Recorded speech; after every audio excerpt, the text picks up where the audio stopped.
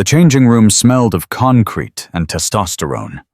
Major Derek Sullivan's hands closed around Elena Vance's throat. 40 pounds of pressure. Thumbs on her trachea. The grip of a man who had done this before. Her heart rate didn't change. 58 beats per minute. The same rhythm it had maintained through 20 years of combat operations. Through firefights in Fallujah, through ambushes in the Hindu Kush, through the night her husband's casket came home draped in a flag she had spent 2 decades defending. She looked at the security camera. Red light blinking. "Major," she said calmly. "Camera's recording. Article 128. Aggravated assault." She paused. "You sure about this?" He had no idea who he was choking, but he was about to find out. Subscribe to our channel and follow this story to the very end. Comment the city you're watching from so I can see how far this story has traveled. The Humvee that brought Elena Vance to Forward Operating Base Sentinel was coated in Arizona dust. Tan paint faded to the color of old bone. The driver was a specialist who looked about 19 and knew better than to ask questions. Smart kid. Elena sat in the back with her duffel bag and watched the desert roll past. Scrub brush, occasional cacti standing sentinel against a sky so blue it hurt to look at. She had seen worse deployments. The gate guard checked her ID 3 times, scanned it twice, made a phone call that lasted 4 minutes, finally waved them through with the expression of a man who had just been told his job was above his pay grade. Also smart. The Humvee dropped her at the admin building. Elena stepped out into the heat and shouldered her duffel. 42 pounds. She knew because she had weighed it that morning. She weighed everything, measured everything, calculated everything. It was the only way to stay alive in a profession where carelessness was measured in body bags.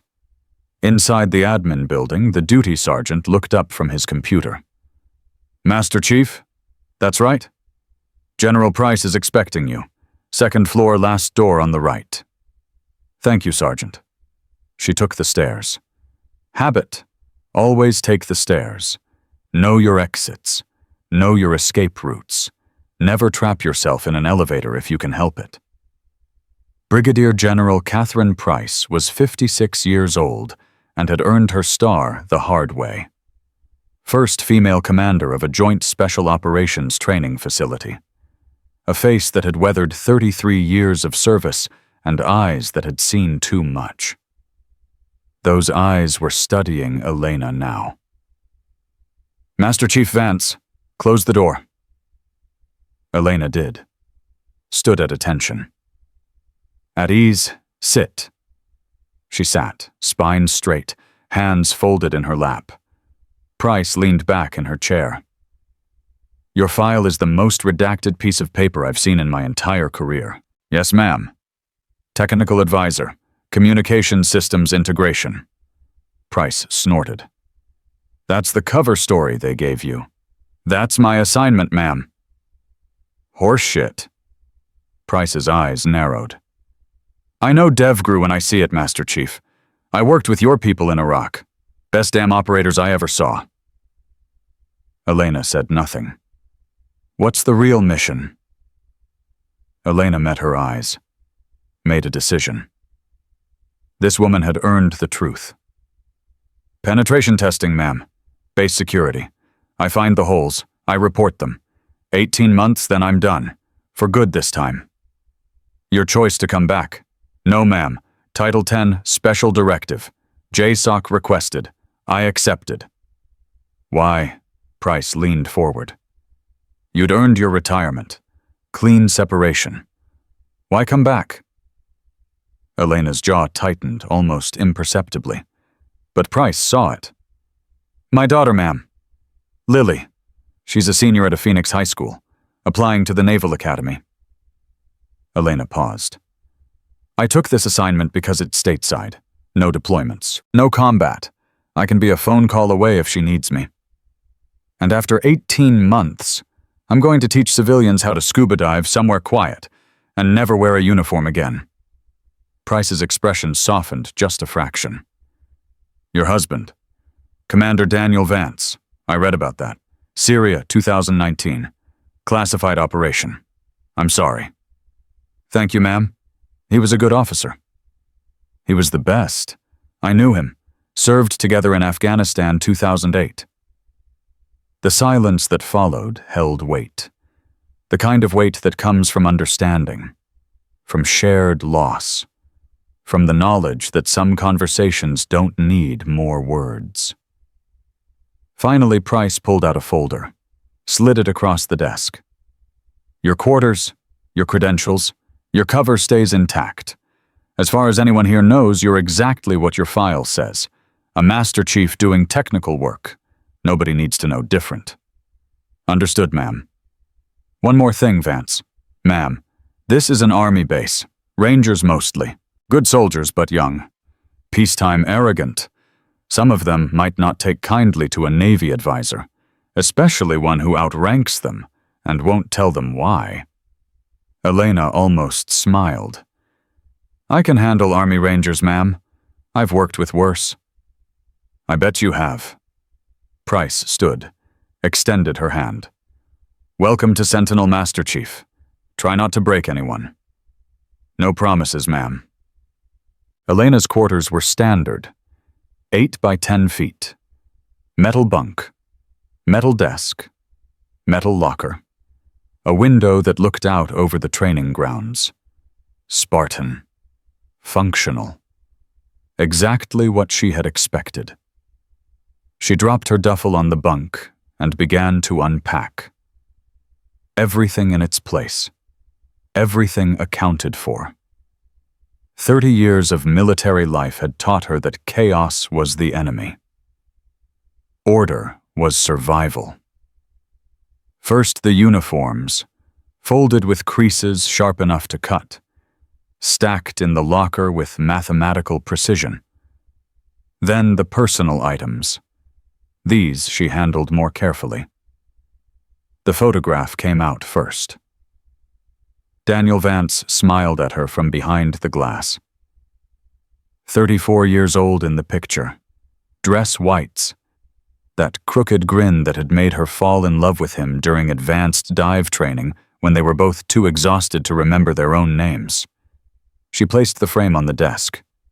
Centered it exactly. Hey, baby, she whispered. Made it. 18 months. Then I'm with Lily full-time. I promise. The dog tags came next. His name. His service number. His blood type. The metal cool and smooth under her fingers. She hung them from the bedpost where she could see them, where they could watch over her. The last item was the challenge coin. Devgru Trident. Red Squadron. 2002 to 2022. The years of her life that had mattered most, and cost the most. She set it next to Daniel's photo. Then she opened her notebook. Leather. Worn. The cover soft from being carried in cargo pockets through 47 countries. She opened it to the inside cover. 203 small notches cut into the leather with a Ka-bar knife.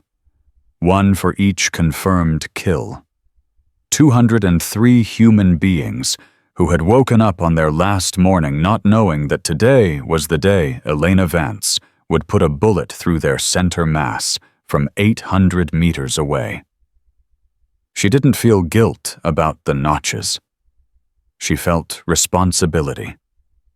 Each one had been necessary. Each one had saved American lives. Each one had been documented, verified, approved through the chain of command. But she remembered them. Every single one. The notebook stayed open on the desk. A reminder. A record. A warning to herself that violence was easy and forgetting was dangerous. She checked her watch. 08:20 hours. Time to start work. Time to become the person the file claimed she was. Technical advisor.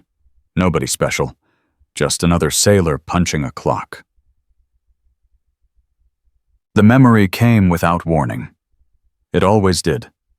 March 15th, 2004. Afghanistan. Operation Red Wings. Elena was 18 years old, barely 2 years in the Navy, fresh out of training. The ink on her orders still wet enough to smudge.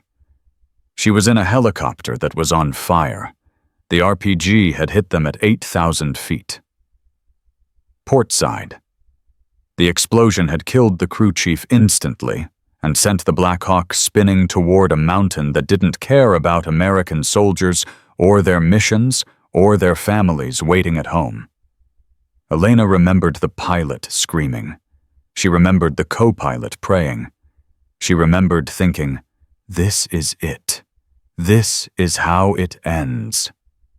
18 years old and burning on a mountain in a country most Americans couldn't find on a map.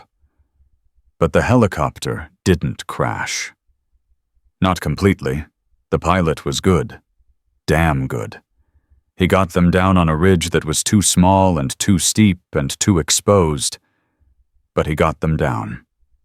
7 survivors out of 12. Elena was one of them. And somewhere on that mountain, pinned down by enemy fire, was the quick reaction force they had been sent to rescue. Lieutenant Colonel Thomas Sullivan and what was left of his team. Elena had never met Sullivan, never heard his name before that morning, but she would remember him for the rest of her life, because she was the one who carried his body off that mountain. And she was the one who heard his last words. The chow hall at FOB Sentinel was institutional cafeteria architecture at its finest. Long tables, plastic chairs, the smell of overcooked eggs and burnt coffee and industrial cleaning solution. Elena walked through the serving line. Oatmeal, black coffee, a banana, 37 grams of protein, calculated hydration, the diet of someone who treated their body like a weapon that needed proper maintenance. She found an empty table in the corner, sat with her back to the wall. Old habit. The room was maybe half full. Early morning shift. The soldiers who had actual jobs to do instead of sleeping in until formation. She ate methodically. Oatmeal. Sip of coffee. Bite of banana. Her eyes tracked the room in a constant scan. Threat assessment, also habit. The laughter from the center table was loud enough to carry. 3 men. Army uniforms. The rank and bearing that said experienced NCOs who had earned their positions the hard way. The one in the middle was talking, gesturing with his hands, the body language of a natural leader, someone who commanded respect without asking for it. Major Derek Sullivan. Elena recognized him from the roster she had reviewed yesterday. 35 years old. Army Ranger. Multiple combat deployments, Bronze Star with valor, the kind of warrior who had seen the elephant and come back with scars to prove it. He looked like his father. Same jawline, same nose, same intense eyes that missed nothing. The recognition hit Elena like a gut punch. She looked down at her oatmeal, took a breath, centered herself. He didn't know. Couldn't know. Standard KIA letters didn't include those details. Just the basics. Died in service to his country. Honorable death. Be proud. They never mentioned the 18-year-old sailor who had held his hand, who had promised to deliver his last words, who had failed. Elena finished her breakfast. cleaned her tray, walked out without looking back. Behind her, Derek Sullivan's laughter echoed off the walls. He had no idea that the woman who just left the room had tried to save his father's life 20 years ago. Not yet. The next 3 days followed a pattern. 0430, wake. Physical training. 12 miles with a 65-pound ruck. Age 38. Still keeping pace with soldiers half her age. 0700. Breakfast, alone. Always alone. 0800 work. Real work. Penetrating the base network security. Finding vulnerabilities. Documenting weaknesses. The job JSOC had actually sent her to do. She found 3 critical flaws in the first week. Firewall misconfiguration that would let a teenager with basic hacking skills access classified material. Radio encryption protocol that was 2 generations out of date. Physical security gaps you could drive a truck through. She documented everything. Filed reports, sent them up the chain. Nobody thanked her. That was fine. She wasn't here for thanks. 1800 maintenance.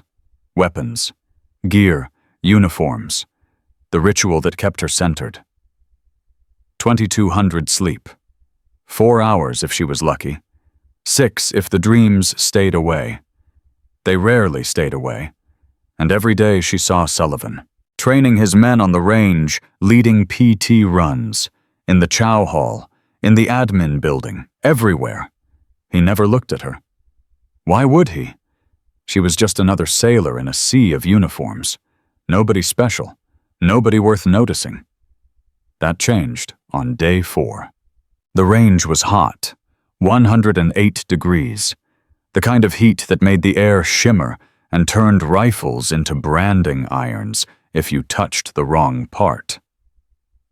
Elena was standing behind the firing line, observing. Part of her job. Security assessment included training protocols, understanding how the base ran its qualification courses. 50 meters downrange. Sullivan was running his squad through close-quarters marksmanship, M4 carbines, multiple targets, stress fire. He was good, very good. Smooth transitions, excellent muzzle discipline, the fluid confidence of someone who had done this 10,000 times in conditions where mistakes meant body bags. His squad was less impressive. Young, enthusiastic, but sloppy. Finger discipline was garbage. Spacing was wrong. They were getting by on youth and aggression instead of skill. Sullivan saw it too.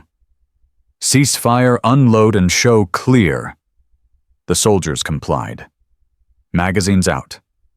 Bolts back. Chamber checks. Webby, what did you do wrong?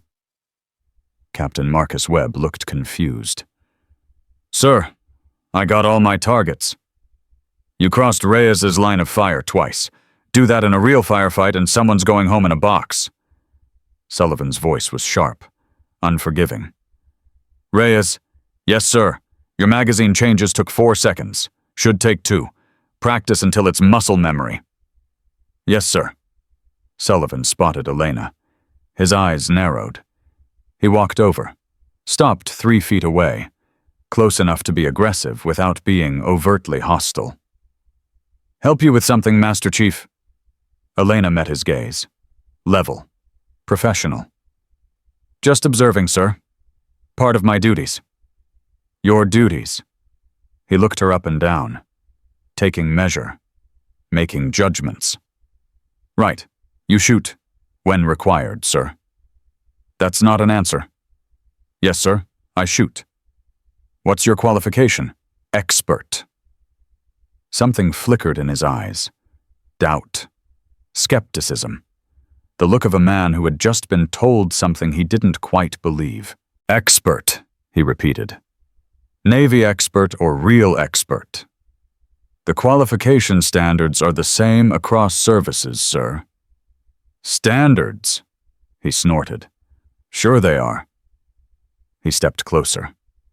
Tell you what, Master Chief, why don't you show us this expertise right now? It wasn't a request. Elena considered. She could refuse. Walk away, keep her head down, do her job, stay invisible. But something in Sullivan's tone made her pause. That condescension, that certainty that she was less than, that she didn't belong. She had heard that tone before. In buds, in selection, in 100 different situations where men had looked at her and seen weakness instead of strength. She had proven them wrong every single time. Yes, sir, she said. I'd be happy to demonstrate. Sullivan smiled. It wasn't a nice smile. Outstanding. Webb, give the Master Chief your weapon. Webb handed over his M4. Elena checked it with the unconscious efficiency of someone who had handled rifles since before most of these soldiers were born. Magazine?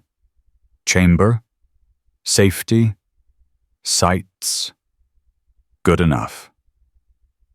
What's the evolution, sir? 50-meter line, 5 targets, Mozambique drill, 10 seconds. Sullivan crossed his arms. Think you can handle that Mozambique drill? 2 shots center mass, 1 shot head. 5 targets meant 15 rounds total in 10 seconds. Yes, sir. She stepped to the line. Magazine seated. Chamber around. Safety off. Sullivan stood behind her. On my mark. 3, 2, 1, go. Elena moved. Target 1. 2 center mass. 1 head.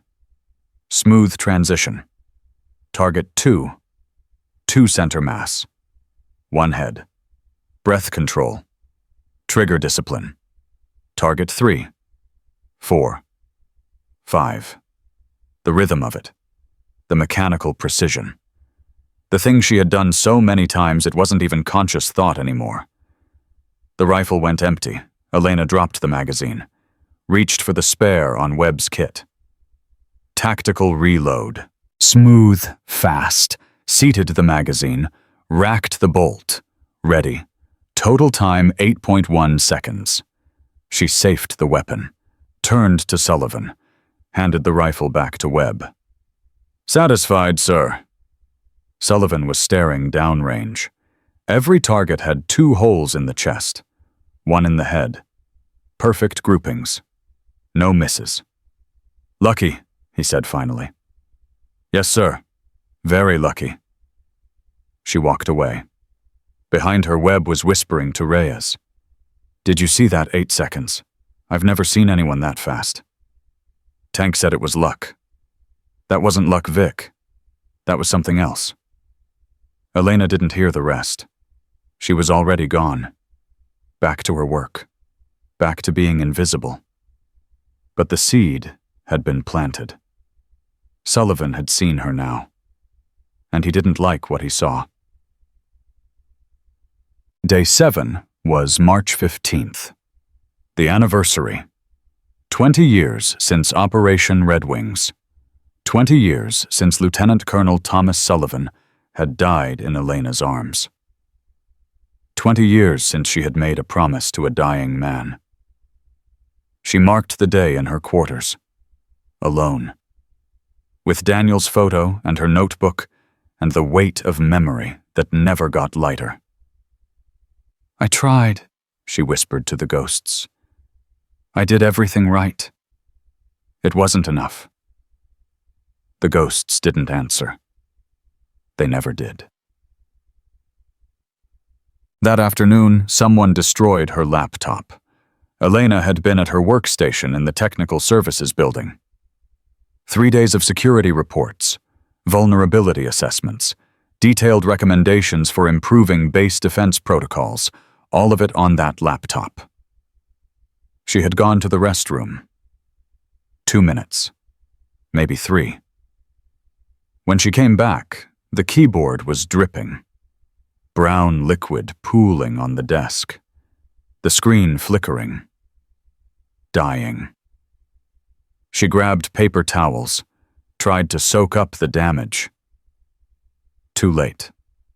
The laptop was dead. The specialist at the next desk looked over. "Oh man, that sucks. What happened? Someone knocked over a coffee." "You see who? No. That's really bad timing." Elena looked at him, read the expression, the careful neutrality, the decision not to get involved. He knew something, but he wasn't going to say. "Yeah," Elena said. "Bad timing." She spent that night rewriting 3 days of reports from memory. Every detail, every finding, every recommendation. 0300 hours. She was still typing. There was a knock. Elena opened the door. Command Sergeant Major Richard Dutch Holland stood in the hallway. 62 years old. A prosthetic left leg hidden under his BDUs. The man who had helped train her 20 years ago. "Dutch," Elena said, surprised. "It's 0300. Saw your light on. Figured you were pulling an all-nighter." He held up 2 cups of coffee. "Brought reinforcements." She let him in. They sat at her desk, drank in companionable silence. Finally, Dutch spoke. "Someone's giving you grief." "It's nothing I can't handle." "Elena." His voice was gentle, firm. "I've known you for 20 years. I know when you're handling something and when something's handling you. Which is it?" She sipped her coffee, considered how much to say. "Laptop got destroyed today. 3 days of work. I'm rebuilding it." "Accident? No." "You know who? Suspicions, no proof." Dutch nodded slowly. "The Ranger Major, Sullivan." "How do you know?" "Because I've been watching." His jaw tightened. "He's got it in for you. Don't know why, but I know the type. Needs someone to blame, someone to punch down on. Makes him feel bigger." "I can handle it, Dutch." "I know you can. You're the finest warrior I ever trained." He leaned forward. "But you don't have to handle it alone. That's what the old guys like me are for." Elena looked at him. This man who had taught her how to swim with 80 pounds of gear, how to shoot in winds that would make a normal person miss by feet, how to survive when surviving seemed impossible. "Thank you, Dutch." "Don't thank me." He stood, walked to the door, stopped, turned back. "You know what I see when I look at you." "What, Dutch?" "I see that 18-year-old kid who showed up to training scared out of her mind but too stubborn to quit. I see the operator who saved my ass in Kandahar when things went sideways. I see the woman who's lost more than most people will ever have and keeps getting up anyway." He paused. "I see someone who's earned the right to peace. Don't let these punks take that from you." "I won't." After he left, Elena went back to her reports, but his words stayed with her. You've earned the right to peace. Had she? Or was this just what the end looked like for warriors who stayed too long, outlived their usefulness, became relics that younger men needed to tear down to prove their own worth? She didn't know. She just kept typing. The changing room was empty when Elena arrived at 16:45 hours, 20 feet by 15. Concrete block walls painted institutional green.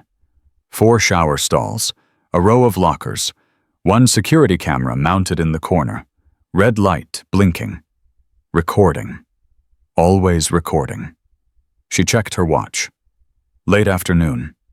Most people were at evening chow. Perfect. She needed to clean up after a 12-mile ruck. Change from PT gear to duty uniform. Get back to work. Simple routine. Nothing special. She opened her locker, started the ritual. Boots off. Socks. PT shirt. Each item folded with mechanical precision. Creases sharp. Corners square. The meditation of order. The door opened. Major Derek Sullivan walked in. Behind him, Captain Webb and Sergeant Reyes. None of them were supposed to be here. Elena felt it immediately. The way you feel a storm coming before the first drop of rain. She kept folding. Didn't look up. Maybe they'll just grab their gear and leave. They didn't leave. Sullivan walked closer. Stopped 6 feet away. Arms crossed. The body language of someone looking for a fight. "Look what we got, boys. The Navy's advisor." Elena didn't respond, just kept folding. PT pants now. Precise creases. "I'm talking to you, Master Chief." She stopped. Looked up. Met his eyes. "I hear you, Major." "Do you—" He stepped closer. "Because I've been asking around. Nobody knows what you do here. You're not training anyone, not running missions, just taking up space." "I do my job, Major." "Your job?" He laughed. Cold. Bitter. "What is your job besides being the Navy's diversity checkbox?" Behind him, Webb shifted uncomfortably. Reyes was watching. Silent. Elena's heart rate stayed steady, 58 beats per minute. "Major, you're out of line." "Out of line." Sullivan stepped closer still, his voice rising. "You want to talk about lines? My father died in Afghanistan. March 15th, 2004. Real warriors, not whatever you are. Not some diversity hire taking up a slot real operators could use." The date hit Elena like a bullet. March 15th, 2004. Lieutenant Colonel Thomas Sullivan. This was his son. The 14-year-old boy had grown into this angry man, and he had no idea who she was. "Major," her voice stayed calm, still level. "There's a camera, red light, corner. It's recording what you're doing right now." "You think I care about a camera?" His voice was rising, 20 years of grief and rage pouring out. "You think I care about your feelings? You're useless. You're a relic, taking space from people who matter." He shoved her shoulder, hard, deliberate. Elena absorbed it, didn't stumble, didn't brace. Just took the hit. The calm acceptance seemed to enrage him more. "Nothing," he snarled. "You've got nothing." His hand shot forward, closed around her throat, thumbs on the trachea, fingers on the carotids, 40 pounds of pressure. Textbook. Elena's heart rate didn't change. 58 beats per minute. Behind Sullivan, Webb's eyes went wide. "Tank, maybe we should—" But Elena was already moving. Her left hand cupped Sullivan's right elbow. Control point. Her right hand found the pressure point on his left wrist. Radial nerve. Exquisite pain if you knew where to press. She pressed. Her hips pivoted 17 degrees. Just enough. His forward momentum became his enemy. She redirected. Guided. Let physics do the work. Sullivan stumbled. His grip loosened. His own body betrayed him. He hit locker 7 with a metallic clang that echoed off concrete walls. Total time 2.3 seconds. Elena adjusted her collar, picked up her duffel bag, walked to the door. She didn't say a word. Not one. The door closed behind her. In the changing room, 3 men stood in stunned silence, Sullivan on his knees, gasping, confusion and rage, and the first cold finger of fear touching the base of his spine. Webb staring at Elena's retreating form with something like horror in his eyes. Reyes frozen, processing what he had just witnessed. Finally, Sullivan spoke. His voice was raw. "What the hell was that?" Webb swallowed hard. "Tank, that wasn't normal. That was... She attacked me." Sullivan stood, unsteady. "You both saw it. She attacked me. We're filing a report. Right now." Reyes found his voice. "What about the camera? I don't care about the camera. It's 3 of us against 1. They'll believe us." But Webb was still staring at the door, because he had seen Elena's eyes during those 2.3 seconds. No fear, no anger, no emotion at all. Just cold. Professional. Practiced. The eyes of someone who had done that exact move 1,000 times before, in places where mistakes meant death. "Yeah," Webb said quietly. "Sure, Tank. They'll believe us." But he didn't sound convinced. Not even a little bit. The rumor started before breakfast. By 600 hours, half the base knew that something had happened in changing room B7. The details were vague, contradictory. The fog of war applied to gossip just as much as combat, but the general shape of the story was clear. Master Chief Vance had snapped. Lost it. Attacked Major Sullivan without provocation. Unstable woman. Menopausal rage. The diversity hire finally showing her true colors. Elena heard the whispers in the chow hall. She sat alone at her corner table, back to the wall. Oatmeal cooling in front of her. Coffee going cold. 3 tables over, a group of young rangers were talking. Not quite loud enough to be confrontational, but loud enough to be heard. "I heard she just went crazy, started screaming. Sullivan had to defend himself, put her down. Navy's probably going to cover it up. You know how they protect their diversity hires. She shouldn't even be here. This is a ranger base." Elena took a bite of oatmeal. Chewed. Swallowed. Took a sip of coffee. Her heart rate was 57 beats per minute, 1 beat slower than yesterday. Calm. Across the room, Webb sat with Reyes. Both men were quiet, not participating in the gossip, but not stopping it either. Webb's eyes found Elena, held for a moment. He looked away first. Guilty conscience, she thought. Good. That means he's still human. She finished her breakfast, cleaned her tray, walked out. The whispers followed her. They always did.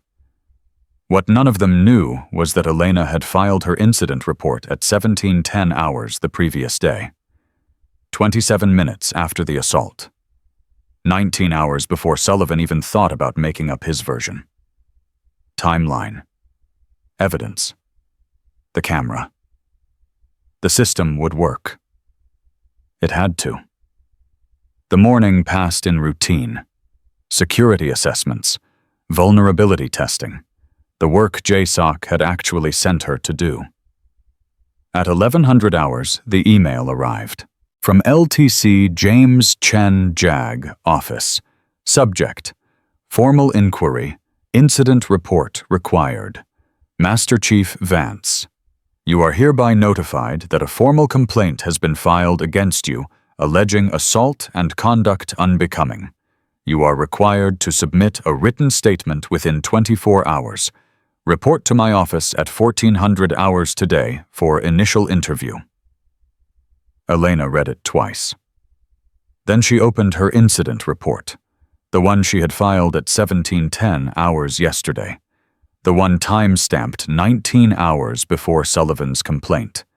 She forwarded it to Chen with a single line. My statement was filed at 17:10 Zulu, 15 March. All relevant facts are contained therein. I have nothing further to add. Then she went back to work. At 1330 hours, her phone buzzed. A text from Lily. Mom, got my acceptance letter from Naval Academy. I'm in. Call me when you can. Elena stared at the screen. Her daughter, her baby girl, following in her footsteps. She typed back. So proud of you. We'll call tonight. Love you. Then she put the phone away. Focus. One crisis at a time. Lieutenant Colonel James Chen was 43 years old. Former prosecutor. Current JAG officer. The kind of lawyer who believed in process the way priests believed in God. His office was exactly what Elena expected. Books on military law, diplomas on the wall, a photograph of him in dress blues receiving some award, and one photograph that didn't fit, a young woman in army uniform, captain's bars, bright smile, Chen's eyes.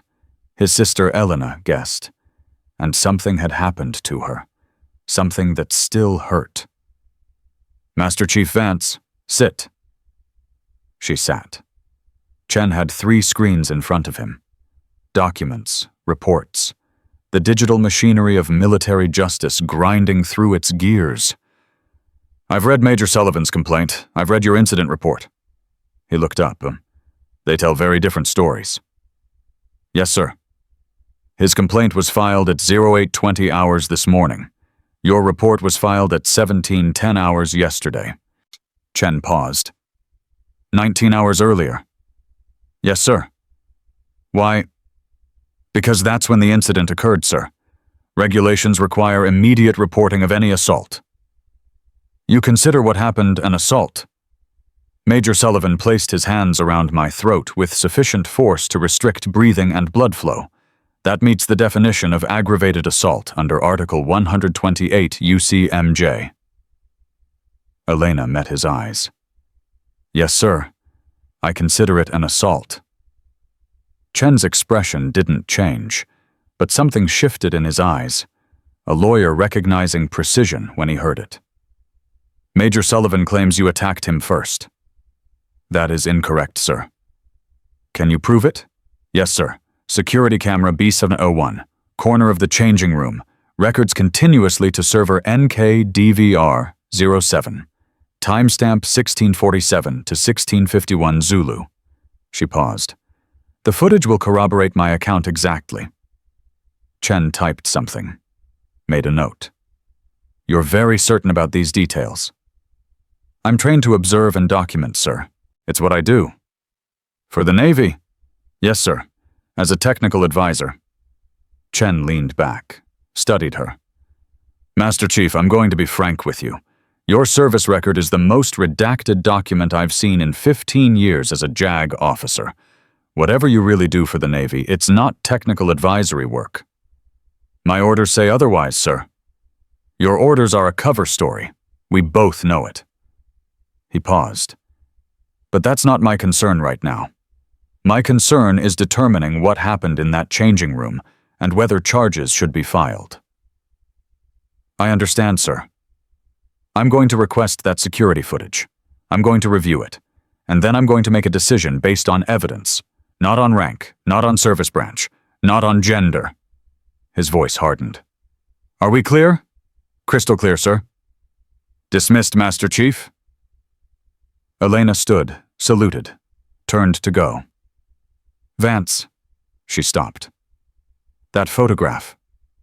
Chen's voice changed, softer now, more human. My sister, Captain Michelle Chen. She was assaulted by her commanding officer in 2018. She filed a report. It got buried. She got pushed out. Medically retired with PTSD. Elena turned back. Said nothing.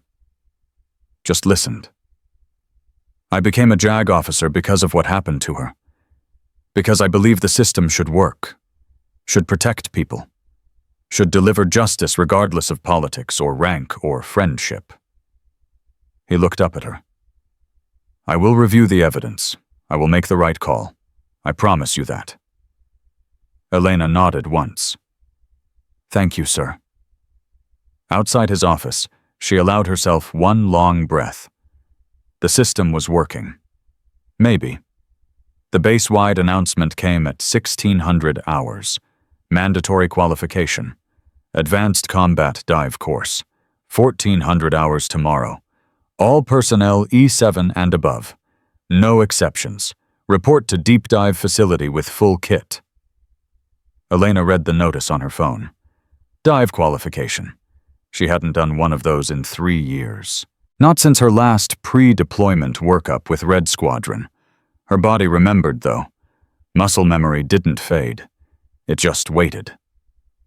That evening, she pulled her dive gear from the bottom of her footlocker. Draeger Lar-Vive rebreather. The Cadillac of combat diving equipment. No bubbles. No noise. The tool of underwater infiltrators who needed to be invisible. She checked every seal, every valve, every connection. Maintenance ritual. Meditation through mechanical precision. Behind her, Daniel's photograph watched silently. "Still got it, baby," she whispered. "Still got it." The deep dive facility was a testament to military excess and necessity in equal measure. Olympic-size pool, 25 meters deep. Temperature controlled to 58 degrees Fahrenheit, cold enough to induce hypothermia, warm enough not to kill you immediately. The bottom half of the pool was a maze, pipes, tunnels, obstacles. A simulated ship interior for practicing the kinds of infiltration most people didn't know special operators did. Around the pool deck, 40 soldiers in dive gear waited their turn. At the control station, Command Sergeant Major Dutch Holland stood with a clipboard and a stopwatch and the expression of a man who had seen 1,000 divers and wasn't impressed by any of them. The evolution was simple in concept, brutal in execution. Navigate 200 meters of underwater maze in pitch darkness. Disarm a magnetic training mine. Retrieve a 40-pound weight from a flooded compartment. Do it all in under 20 minutes, without panicking, without dying, without quitting. Most people failed at least one of those requirements. Sullivan's team went first. Reyes entered the water with enthusiasm and poor technique. Too much splashing. Too much wasted energy. Dutch watched the monitor showing Reyes's helmet camera. Shook his head. At the 15-meter mark, Reyes hit the tunnel section. Pitch black. Tight. Claustrophobic. His breathing rate spiked, visible on the vital signs monitor. Heart rate jumping from 90 beats per minute to 145. Panic breathing. At 11 minutes, he surfaced. Failure. Dutch marked it down. Uncontrolled ascent, disqualified. Next. Webb went next. Better technique, controlled breathing. He made it through the tunnel, reached the mine. The mine was a complex mechanism. 12 steps to disarm. Do them wrong and it locks. Do them right and you get a green light. Webb fumbled. His cold fingers refused to cooperate. The visibility was maybe 6 inches. He was working by feel, by memory, by hope. 5 minutes, 47 seconds later. Green light. He retrieved the weight. Surfaced. Total time 18 minutes, 12 seconds. Dutch nodded. Functional, barely. Sullivan was last of his team. He dove with confidence. Former Ranger. Multiple deployments. This wasn't his first time underwater in full kit. He powered through the tunnel. Not elegant, but effective. Brute force and determination. The mine took him 3 minutes, 30 seconds. Aggressive approach, no finesse, but it worked. He retrieved the weight, surfaced. 16 minutes, 54 seconds. Not bad, not great, but passing. Sullivan pulled off his mask, looked at Dutch. Beat that. Dutch just stared at him. The look of a man who had forgotten more about diving than Sullivan would ever learn. We'll see, Major. The morning dragged. Diver after diver. Times ranging from 15 minutes to outright failures.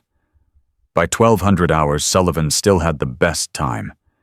He was sitting on the pool deck, holding court, his rangers around him, confident, validated. "Nobody's beating that time," he said. 1654. That's damn good. Webb was quiet. He had been quiet all morning, his mind somewhere else. Finally, at 12:45 hours, Dutch called the last name on his list. "Master Chief Vance, you're up." Elena walked to the pool edge. Her gear was already checked. Rebreather, mask, fins. The weight belt that brought her total carry to 68 pounds. Around the pool, conversation stopped. Everyone wanted to see this. The crazy female Master Chief who had supposedly attacked Major Sullivan, the diversity hire, the relic.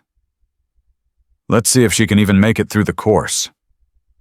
Sullivan was watching, arms crossed, that smirk on his face. The look of someone waiting for validation. Elena ignored him. Ignored all of them. She closed her eyes. 4 seconds in, 7 seconds hold, 8 seconds out. Breath control. Heart rate dropping. 58. 56. 54. Dutch walked over. Stood close. Spoke quietly so only she could hear. "Remember Coronado, Elena. You and me. What did I teach you? Water is a friend, Dutch, not an enemy. Show them." She opened her eyes, put in her mouthpiece, checked her mask seal one last time. Then she stepped off the platform. The entry was textbook perfect. Minimal splash. Body knife straight, slicing into the water like it was made for her. She disappeared beneath the surface. In the control room, Dutch watched the monitor. Her helmet camera showed the underwater maze appearing in low-light monochrome. Her breathing was visible in the rebreather cycle. Slow, controlled, rhythmic as a heartbeat. She entered the tunnel system. Most divers fought the tunnel, pushed through it, made it an adversary. Elena flowed through it. Her body positioning was horizontal, perfectly streamlined. Minimal drag. She used only her fingertips on the walls, reading the space like Braille. No wasted contact, no unnecessary friction. Dutch leaned closer to the screen. That technique, he had seen it before, 20 years ago, when he helped teach advanced underwater infiltration to a DevGru class that had started with 16 students and graduated 3. Fingerwalk navigation. The most advanced technique in combat diving. "No," he whispered. "It can't be." But it was. On the monitor, Elena reached the mine in 6 minutes 30 seconds. Her hands moved over the mechanism with surgical precision. Step 1, Step 2, 3 through 12, without hesitation, without fumbling. 73 seconds. Start to finish. Dutch's jaw dropped. Webb had taken 5 minutes 47 seconds. Sullivan had taken 3 minutes 30. Elena had just done it in 1 minute 13. That wasn't training. That was muscle memory. Years of practice, combat repetitions in environments where mistakes meant death. She moved to the flooded compartment. The final test. Vertical shaft. 1.2 meters diameter, 8 meters deep. Total darkness. Tight enough to trigger claustrophobia in anyone with sense. Elena inverted. Pulled herself down hand over hand. Her breathing stayed controlled. Her heart rate on the monitor was 64 beats per minute, slower than most people's resting rate. She secured the weight, started back up. Halfway up, the weight shifted, caught on her harness, jammed against the shaft wall, a complication. Unplanned. The kind of thing that could trigger panic. Elena stopped. Didn't fight it. Problem solving. She rotated the weight 45 degrees, cleared the obstruction, continued upward. She surfaced at the far end of the pool. Dutch clicked his stopwatch. 9 minutes 41 seconds. The observation deck was silent. Sullivan had done 16 minutes 54 seconds. Elena had just beaten him by 7 minutes and 13 seconds. She had used 31% of her air supply. Sullivan had used 91.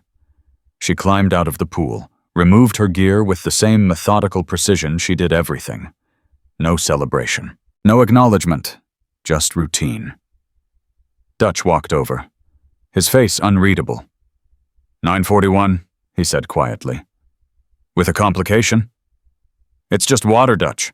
No. His voice dropped to a whisper only she could hear. That was DevGru. That was Red Squadron. That was the real deal. Elena met his eyes. Said nothing. Dutch looked at the assembled soldiers. Raised his voice. Master Chief Vance, outstanding performance. Best dive time in this facility's history. Congratulations. The silence continued for another beat. Then a senior NCO in the back started clapping.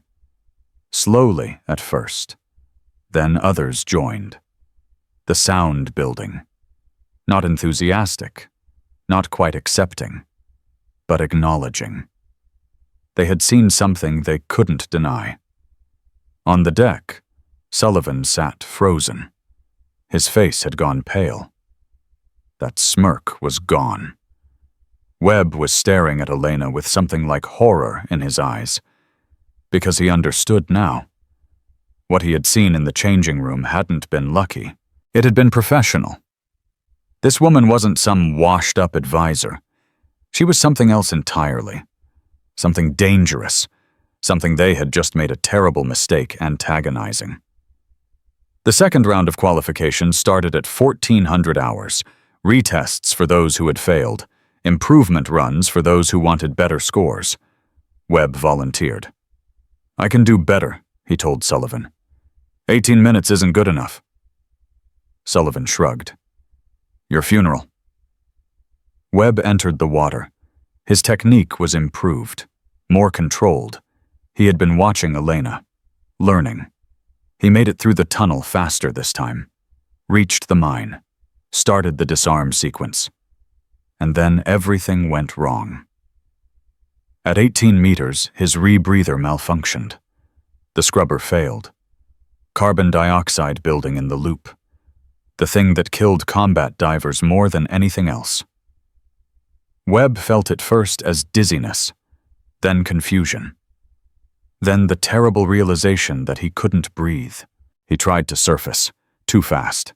The maze was above him, blocking his path. Panic set in. His heart rate spiked. 140, 160, 180. He was drowning.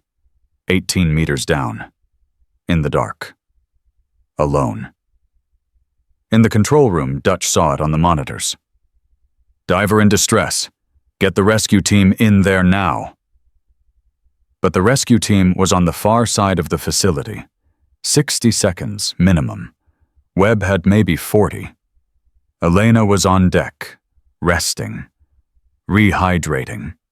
She heard Dutch's shout, looked at the monitor, saw Webb's vital signs going critical. She didn't think. She grabbed her mask, her rebreather, her fins, and she dove.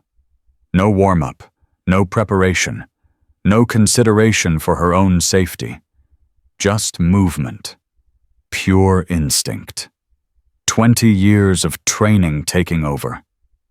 She hit the water like a torpedo, powered down through the tunnel system she had already navigated twice that day. 18 meters. 30 seconds. She found Webb in the flooded compartment. He was thrashing, clawing at his mask, the universal sign of a diver who had lost all rational thought. Elena grabbed him from behind, controlled his arms, pulled his failed rebreather mouthpiece free, shoved her own mouthpiece into his mouth. Buddy breathing. The oldest rescue technique in diving. One mouthpiece. Two divers. Shared air. Webb's eyes were wild, terrified. He grabbed at the mouthpiece like a drowning man grabs at anything that floats. Elena held him, counted the seconds, pulled the mouthpiece back, took her own breath, gave it back to him, 3 breaths for him, 1 for her. The ratio that kept panicked divers alive. Look at me. Her voice was muffled by water, but calm, so calm. Webb, look at me. His eyes found hers. We're going up. Slow. Together. You breathe when I give you the mouthpiece. You hold when I take it back. Understand? He nodded, frantic, but listening. Good. Let's go. She started the ascent, one hand controlling Webb, one hand controlling their buoyancy. The mouthpiece passing between them every 15 seconds. 18 meters. 120 seconds to surface safely. Anything faster, and the nitrogen in their blood would bubble. The bends. Paralysis. Death. Elena counted. Timed it perfectly. At 9 meters, Webb started to panic again. No. Her voice was steel.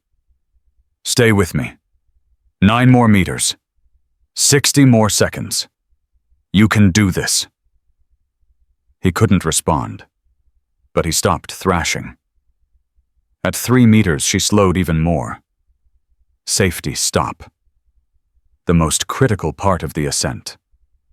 30 seconds of hovering, letting their bodies adjust. Webb was shaking. Cold. Terrified. But alive. Elena held him steady. Counted down. Surfaced. The rescue team was there, reaching down, pulling Webb up onto the deck. Elena followed, pulled off her mask, checked Webb's vitals. Airway clear, breathing stable. Conscious. He was going to be fine. Dutch was beside her in an instant. 9 minutes 41 in the qualification. Now a cold water rescue at 18 meters. He shook his head. You trying to give me a heart attack? He was drowning Dutch. I know. The rescue team was 60 seconds out. He had 40. I know that too. Elena looked at Webb. He was on his back, staring at the ceiling, tears streaming down his face. He's going to be okay. Because of you. She stood, started gathering her gear. Master Chief? She turned. Dutch was looking at her with something she hadn't seen in years. Respect, not the grudging acknowledgement she had earned with her dive time, real respect. You just saved the life of a man who tried to destroy your career. He was drowning Dutch, that's all that mattered. She walked away. Behind her, Sullivan stood at the edge of the pool. He had watched the whole thing.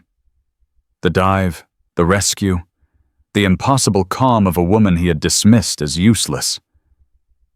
Webb was sitting up now, a medic checking his vitals, but his eyes were on Elena. Tank. Webb's voice was raw, hoarse. Tank, I was dying. I was actually dying. And she didn't even hesitate. Sullivan said nothing.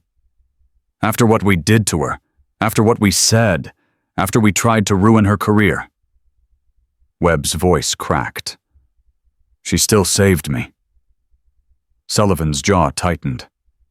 That's not what we were told, Tank.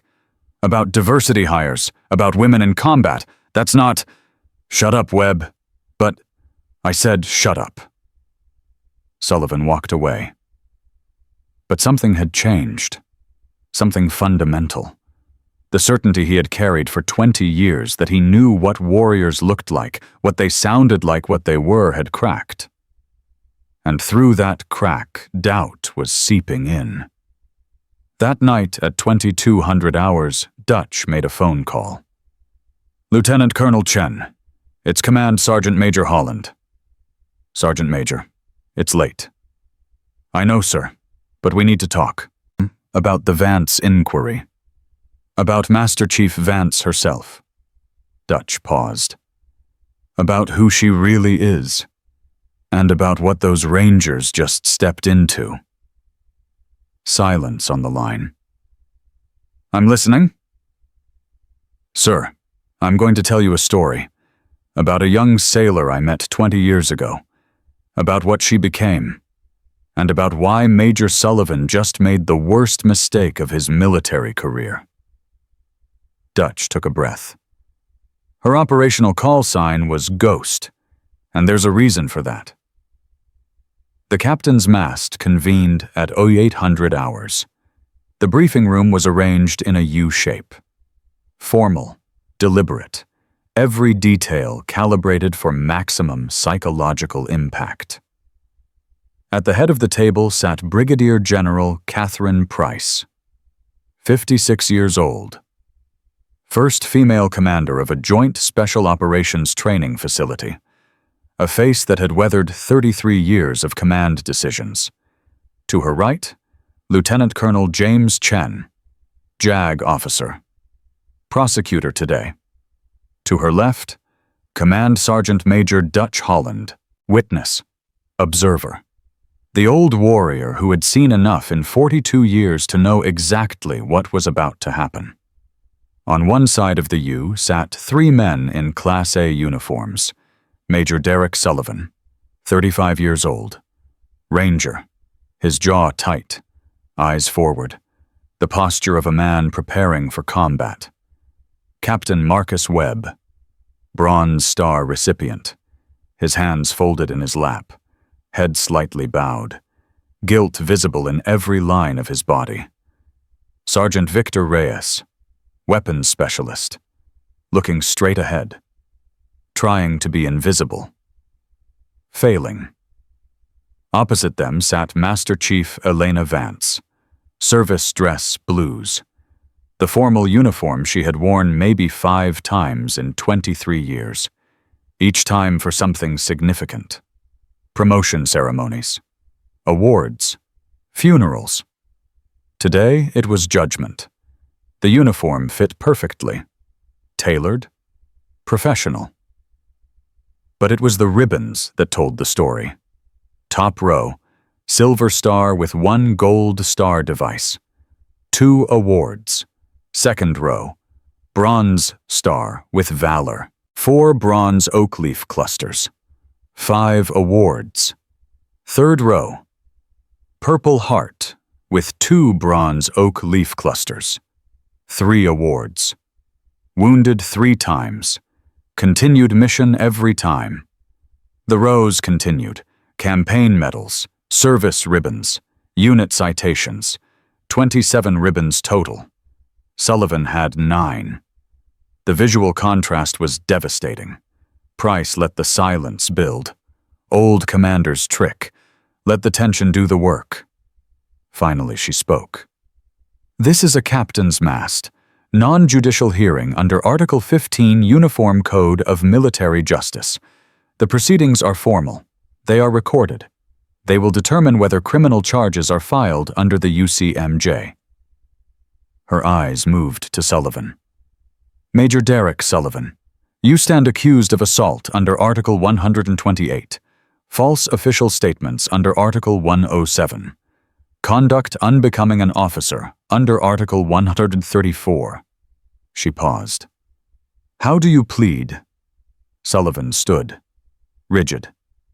"Not guilty, ma'am. I acted in self-defense against an unprovoked attack." "Noted." Price gestured. "Sit. Lieutenant Colonel Chen, present your evidence." Chen stood, activated the large view screen. "Ma'am, on March 16th, At 0820 hours, my office received a formal complaint from Major Sullivan, corroborated by Captain Webb and Sergeant Reyes. The complaint alleged that Master Chief Vance attacked Major Sullivan without provocation in changing room B7. The screen displayed the complaint. Official. Detailed. 3 signatures. However, Chen's voice was clinical. Precise. Master Chief Vance had already filed an incident report at 17:10 hours the previous day, 19 hours before Major Sullivan's complaint. The timeline appeared on screen. 2 files. Timestamps clear and unambiguous. Sullivan's face tightened. "Ma'am, one of these reports is provably false.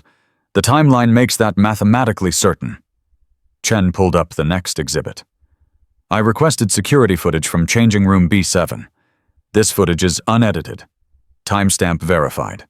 Retrieved directly from server NKDVR07. The lights dimmed. The video played. No sound at first. Just visuals.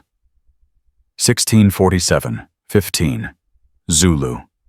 Elena alone, folding her uniform with mechanical precision.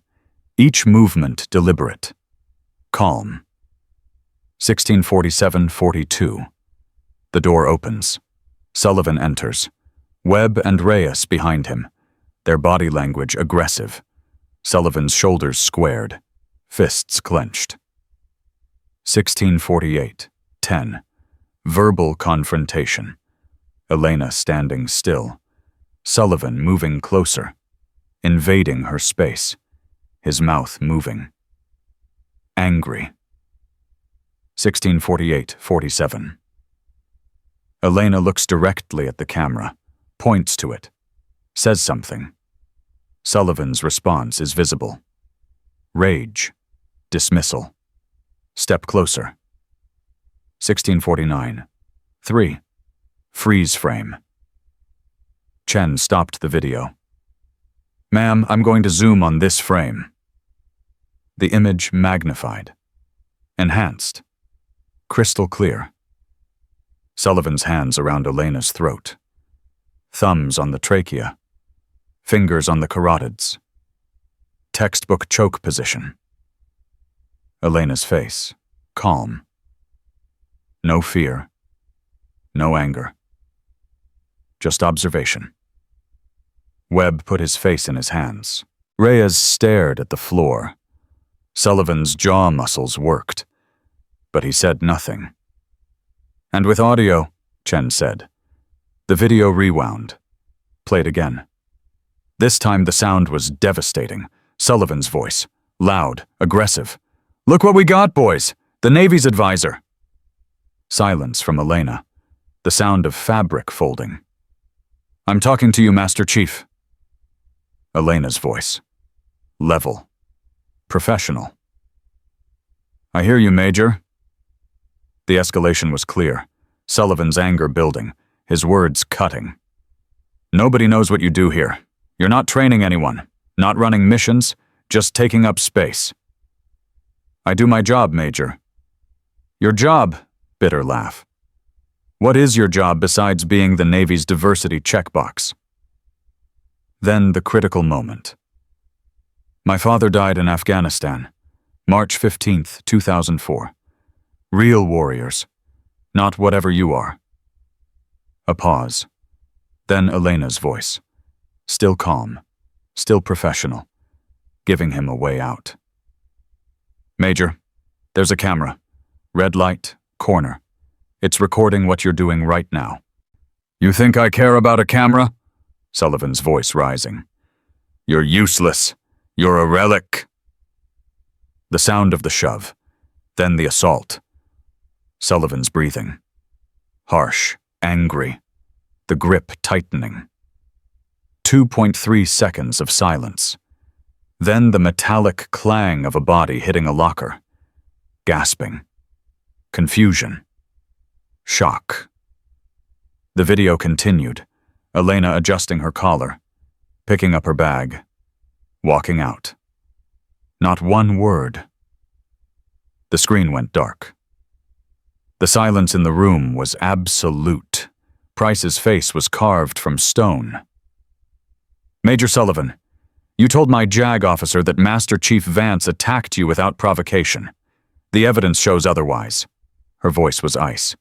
Explain! Sullivan opened his mouth, closed it. The blood had drained from his face. Ma'am, it was what, Major?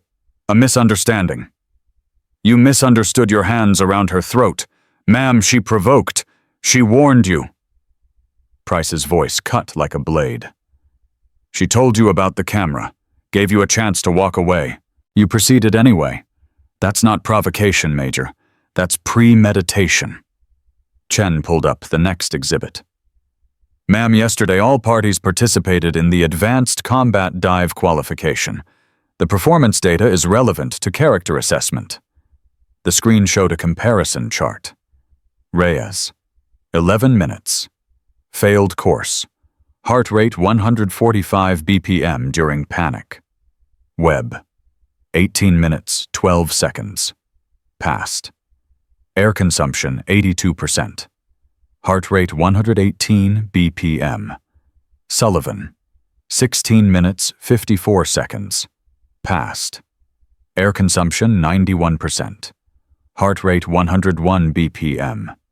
Vance, 9 minutes, 41 seconds. Exceptional. Air consumption 31%. Heart rate 64 BPM. The numbers spoke for themselves. Master Chief Vance's performance was 57% faster than the next best time, Chen continued. She used 68% less air than Major Sullivan. He paused. And she performed a mid-course rescue of Captain Webb when his rebreather failed. Webb stood without being asked. Ma'am, permission to speak. Price nodded. Granted. Ma'am, I was drowning. My rebreather malfunctioned at 18 meters. I had maybe 40 seconds before I blacked out. His voice was steady, but his eyes were wet. Master Chief Vance saw it. She abandoned her rest period, dove back in, swam to me, shared her air. Buddy breathed with me, calmed me down, got me to safety. He looked at Elena for the first time. After what we did to her, after we tried to destroy her career. His voice cracked. She still saved my life. That's not the action of someone unstable, ma'am. That's the action of a professional. Sit down, Captain. Webb sat. Price looked at Dutch. Sergeant Major, you trained Master Chief Vance. What can you tell this board? Dutch stood. Every inch the soldier who had earned his stripes in blood. Ma'am, Elena Vance graduated Buds Class 234 in 2001. First female to complete the program. I was one of her primary instructors. His voice was gravel and certainty. In 42 years of training special operators, I've seen 4 people dive like she did yesterday. All 4 were Dev Gru. All 4 were among the best warriors this nation has ever produced.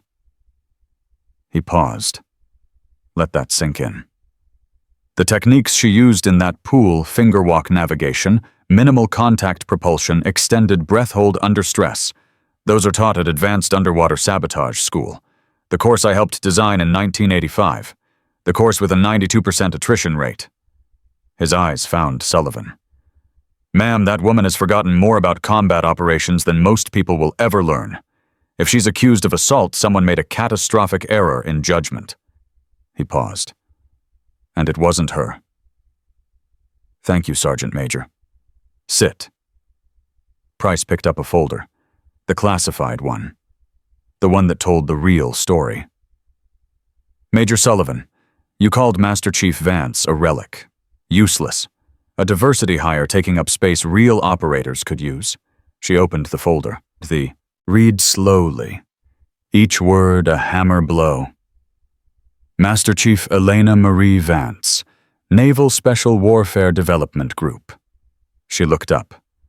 Dev Gru. Sullivan's eyes went wide. Service dates 2002 to 2022. 20 years active duty. Price continued reading. Clinical. Devastating. Operational call sign Ghost. The name hung in the air. Operational deployments. 13 combat tours. 47 countries. Direct action missions 200 plus. She paused. Confirmed combat record 203 confirmed kills. The number hit like a physical blow. 203. More than everyone in this room combined. More than most infantry battalions. The body count of a ghost who had spent 2 decades hunting America's enemies in places the public would never hear about. Decorations. Price continued reading. 2 silver stars, 5 bronze stars with valor, 3 purple hearts, multiple campaign ribbons, unit citations too numerous to list. She looked up. Major Sullivan, the woman you assaulted has served this country longer than you've been in uniform. She has more combat experience than everyone in this room combined. She's been shot 4 times, stabbed twice, survived 3 IED attacks. Price's voice dropped. She kept fighting. Every single time. Sullivan was shaking now, the reality crashing down. The understanding that he had just destroyed his career by choking a living legend. But Price wasn't done. She opened a second folder. Older. Pages yellowed with age. Major Sullivan, your father was Lieutenant Colonel Thomas Sullivan. Is that correct? Sullivan's head snapped up. Ma'am, your father, Lieutenant Colonel Thomas Sullivan, Army Forward Observer, killed in action March 15, 2004. Operation Red Wings, Afghanistan. Yes, ma'am. Sullivan's voice was barely a whisper. Did you know Master Chief Vance was on that mission? The world stopped. Sullivan stared. Webb stared. Reyes stared. Elena sat perfectly still, face neutral. But something flickered in her eyes. Memory. Pain. Old grief. What? Sullivan managed. Price read from the file. Operation Red Wings, March 15, 2004. Quick Reaction Force. Petty Officer Elena Vance, age 18. First deployment. She looked up. That was her first combat mission, Major. She was 18 years old. 2 years in the Navy. Barely qualified. And she was on the helicopter sent to rescue your father's team. Sullivan couldn't breathe. The helicopter was hit by RPG fire at 8,000 feet. Crashed on a mountain ridge. 7 survivors out of 12. Price's voice was steady. Relentless. Petty Officer Vance was one of them. Sullivan's hands were trembling. She organized the survivors, led them through enemy fire to your father's position, found him critically wounded, shrapnel to the abdomen, arterial bleeding. Price paused. Petty Officer Vance applied the tourniquet, applied pressure to the wound. Then she carried your father, carried him Major 400 meters down a mountain through active enemy fire to a secondary landing zone. Sullivan's face was white. Tears forming. Your father died 12 minutes into the medevac flight. Blood loss. Price's voice softened. Just slightly. But Petty Officer Vance did everything right. Everything. The after-action review found no fault. She was recommended for a Bronze Star. It got downgraded to a Navy commendation because of her age and rank. She pulled out one more sheet, the oldest document, handwritten notes from a medevac crew chief. The flight crew recorded your father's last words. Do you want to know what he said? Sullivan nodded, unable to speak. Price read, Tell my son Derek I loved him. Tell him I'm proud of him. Tell him to be better than me." The tears fell now, Sullivan's shoulders shaking. The rage, the grief, the 20 years of misdirected anger collapsing under the weight of truth. That message was delivered to your family via standard KIA notification. But the details who tried to save him, how hard they fought, who held his hand as he died, those weren't included in the letter. Price closed the folder. "Major Sullivan, you just assaulted the woman who tried to save your father's life, who carried his body through enemy fire, who was 18 years old and terrified and did her job anyway." The silence was complete. Then Elena spoke. For the first time since the mast began, her voice was quiet, controlled. But underneath was an ocean of emotion kept in check by pure discipline. "Major Sullivan." He looked at her, eyes red, face destroyed. "Your father was the bravest man I ever saw. He'd taken 4 rounds and he was still calling out enemy positions, still directing fire, still protecting his team." She paused, choosing her words carefully.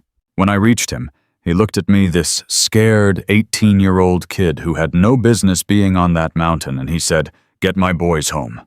Promise me.'" Sullivan was sobbing openly now. "I promised. I kept that promise. We got 11 men off that mountain that day. Your father made that possible. His last act was making sure his team survived." A breath. Slow. Controlled. "His last words were about you, Derek. He said, 'Tell my son I loved him. Tell him I'm proud of him. Tell him to be better than me.'"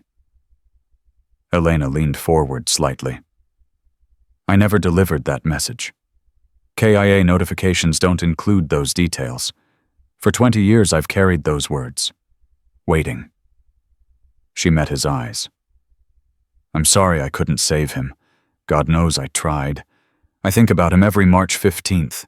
I think about what I could have done differently, what I missed, where I failed." Her voice hardened. "Just a fraction. But your father didn't die because of incompetence. He died because war is ugly and random and cruel. He died protecting his team. That's honorable. That's worthy. That's what he chose." She sat back. "You want to honor him? Stop trying to be him. Be the man he wanted you to become. Be the officer who brings his soldiers home. All of them. Even the ones who don't look like you. Even the ones you don't understand." Her voice dropped. "That's what your father would have wanted." The room was silent. Price let it sit. Let Sullivan process. Let the truth do its work. Finally, she spoke. "Major Derek Sullivan, you are found guilty of assault under Article 128, false official statements under Article 107, conduct unbecoming an officer under Article 134. Sullivan stood, swaying slightly. "Normally I would reduce you to private, transfer you to disciplinary barracks, end your career in disgrace." A pause. "However, your father's sacrifice is documented. Your own combat record, while not approaching Master Chief Vance's, is solid, and she has requested leniency." Sullivan looked at Elena, shocked. "I'm offering you a choice." Price's voice was steel. "Choice 1. Accept reduction in rank to captain. 60 days restriction. Transfer to a staff position. Your career continues, but you will never command troops again." She let that sink in. Choice 2. Accept reduction to captain. Request immediate transfer to a forward-deployed combat unit, Afghanistan, Iraq. Wherever we need experienced officers who understand what they did wrong and want to make it right." Her eyes bored into Sullivan. "You deploy. You lead. You bring your people home. You prove that your father's sacrifice meant something, that his son learned what matters." Sullivan straightened, found his voice. "Ma'am, I request combat deployment. I need to earn back my name. His name. Price nodded. Granted. You deploy in 30 days. She paused. And Captain Sullivan, when you're out there, remember what your father taught you. Remember what Master Chief Vance just showed you. Her voice dropped. Bring your people home, all of them. Yes, ma'am. Captain Webb, you are found guilty of false official statement under Article 107. However, you came forward voluntarily, amended your statement, took responsibility. That shows integrity. Webb stood. Reduction to first lieutenant. 30 days restriction. Sentence suspended. You're assigned to Master Chief Vance's technical team. Learn from her. Become the officer you are capable of being. Yes, ma'am. Thank you, ma'am. Sergeant Reyes, you are found guilty of false official statement. Reduction to staff sergeant. 60 days restriction. Dismissed. Price looked at Elena. Master Chief Vance, you demonstrated exceptional professionalism under assault. Your conduct reflects great credit upon yourself and the Naval Service. This board finds no fault with your actions. You are commended. She paused. And on behalf of the United States military, I apologize that you were put in this position. You deserve better. Elena stood. Saluted. Thank you, ma'am. Dismissed, all of you. The room emptied slowly. In the hallway outside, Sullivan stopped Elena. Chief, can I ask you something? She turned, waited. My father, in those last minutes. His voice broke. Was he in pain? Elena considered the question. The truth. What would help versus what would hurt? The morphine helped, she said quietly. But yes, he was in pain. He bore it well, like a soldier, like a father who wanted his son to be proud of how he faced the end. Did he say anything else, anything I should know? Another pause, another decision. He talked about you the whole helicopter ride, even when he was fading. He kept saying your name, Derek, my boy, my Derek. She met his eyes. He said you were 14, that you played hockey, that you wanted to follow him into the army. He said he hoped you'd choose a different path, something safer. But he knew you wouldn't, because you were stubborn, like him. Sullivan smiled through tears. I was 14. I did play hockey. I did join the army. He knew you would. He was proud anyway. Scared, but proud. Thank you, Chief, for telling me, for trying to save him, for not hating me after what I did. Elena studied him. This broken man, this son trying to fill his father's boots. Captain Sullivan, your father died 20 years ago. You've been carrying his ghost ever since. It's time to let him rest. Honor him by living, not by trying to become him. I don't know how. You start by deploying, by leading, by bringing your team home alive. She paused. That's all any of us can do. She walked away. Behind her, Sullivan stood alone in the hallway, crying, grieving, finally beginning to heal. That afternoon, the entire base assembled for formation. 600 soldiers on the parade ground, the sun beating down, temperature 106 degrees, standard for March in the Arizona desert. General Price stood at the podium, Elena at attention behind her. Tradition. Honored personnel on display. Price didn't use notes. Yesterday, this command held a captain's mast. 3 soldiers were found guilty of assault and false statements against a senior NCO. Her voice carried across the silent formation. I want to be crystal clear about something. This unit is a family, but families have standards, and our standard is excellence. She let that word hang. We do not prey on our own. We do not mistake quiet competence for weakness. We do not assume that because someone doesn't brag, they have nothing to be proud of. She gestured to Elena. Master Chief Elena Vance has served this nation for 20 years. She's deployed to more countries than most of you can name. She's seen combat you can't imagine. She's saved lives you'll never hear about. The formation was motionless, listening. Yesterday she saved one of her accusers from drowning. After what he'd done to her. After what he'd said about her. After he tried to destroy her career. Price paused. That's not weakness. That's strength. That's leadership. That's what we aspire to. She paused again. That is the standard. A senior NCO in the front rank started to clap.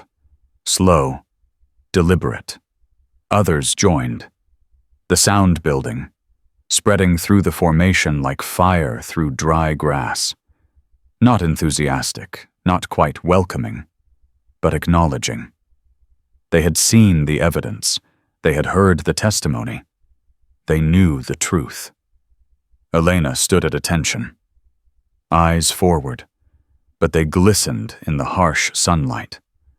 After the formation, she walked to the equipment building alone, needing space, needing quiet, needing a moment to process everything that had happened. Dutch found her there, sitting on a bench, staring at her hands. Elena. She looked up. Dutch. He sat beside her, said nothing for a long moment. Then he reached into his pocket, pulled out something wrapped in cloth. This is yours. Has been for 20 years. I just didn't know where you were to give it back. She unwrapped it. A unit patch. Black circle. Silver phoenix rising. Wings forming an anchor. Latin inscription. Fidelis in silentio. Faithful in silence. Red Squadron. Dev Gru. The unit she had bled for. Killed for. Lost Daniel for. Dutch, I can't. You can. You never stopped being one of us, Elena. You just went on a different mission for a while.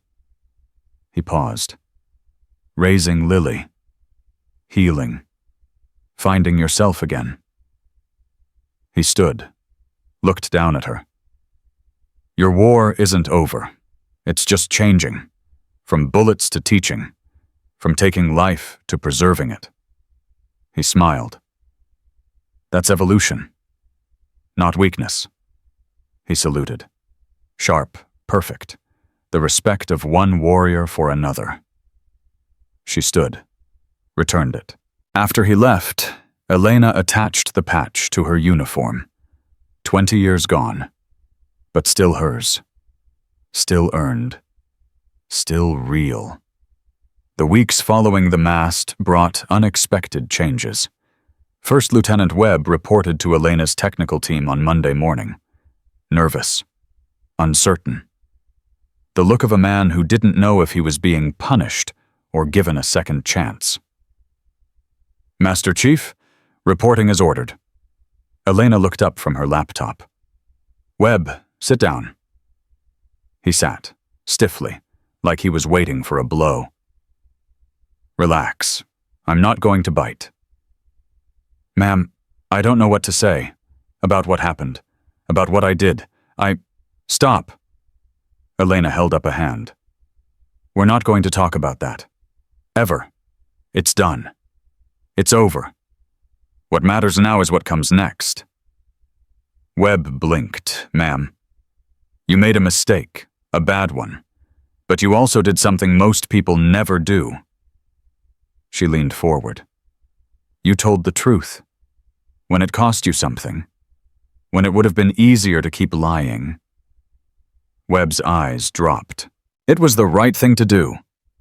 Yes, it was. And that's why you're here. She pulled out a stack of files, dropped them on the desk in front of him. Base security protocols, network vulnerabilities, physical assessment reports. I need someone to help me analyze these, someone who pays attention, someone who's willing to learn. Webb stared at the files, then at her. Ma'am, why me after everything? Because you're not a bad soldier, Webb. You're a good soldier who made a bad choice. She paused. I've made bad choices too. Difference is I learned from them. She stood. Question is, will you? Webb picked up the first file, opened it. Yes, ma'am, I will. Good. Get to work. Sullivan's transformation was slower, harder, more painful to watch. He threw himself into preparation for deployment. But something had shifted. He was quieter now, listened more, asked questions instead of giving orders. Elena watched from a distance, didn't interfere, didn't offer advice. Some lessons had to be learned alone. 2 weeks before deployment, Sullivan found her at the rifle range. Evening, empty, the sun setting over the desert. Chief, mind if I shoot with you? She nodded toward the adjacent lane. Free country. They shot in silence for a while. Mozambique drills, center mass, head, the rhythm of it, the mechanical precision. Finally, Sullivan spoke. I spent 20 years being angry at everyone who wasn't my father. Elena kept shooting, listening. Every soldier who came home when he didn't, every officer who got promoted while his memory faded, every woman who reminded me that the military was changing into something he wouldn't recognize.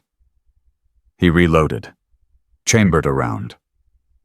You were just convenient, small, female, Navy, everything I'd been taught to dismiss. He lowered his weapon. I didn't see you. I saw a target for my grief. Elena lowered her weapon, looked at him. You weren't wrong about everything, Sullivan. The military is changing. Some of those changes are good. Some aren't. That's not the point. What is the point? The point is that your father didn't die for the military he knew. He died for the one it could become. Better, more capable, stronger, because it uses everyone's gifts, not just the people who look a certain way. Sullivan processed this. He would have liked you, you know. Dad. His voice was rough. He always said the best operators were the ones you didn't see coming. Elena almost smiled. He sounds like a wise man. He was. I forgot that. Trying so hard to be him. They stood in silence for a moment. Chief, can I ask you something personal? Depends on the question. Your husband, Commander Vance. How did you... He struggled for words. How did you keep going after you lost him? Elena was quiet for a long time. I didn't. Not at first. She set her rifle down, turned to face him fully. When Daniel died, I wanted to die too. Followed him right into the ground. Spent 6 months in a hole so deep I couldn't see the sky. Sullivan waited. But I had Lily, my daughter. She was 12. She needed me. Elena's voice cracked, just slightly. And Daniel, he would have been furious if I gave up. He'd have kicked my ass from beyond the grave. So you kept going. I kept going. 1 day at a time. Sometimes 1 hour at a time. Sometimes 1 breath at a time. She paused. That's all any of us can do, Sullivan. Just keep breathing until the breathing gets easier.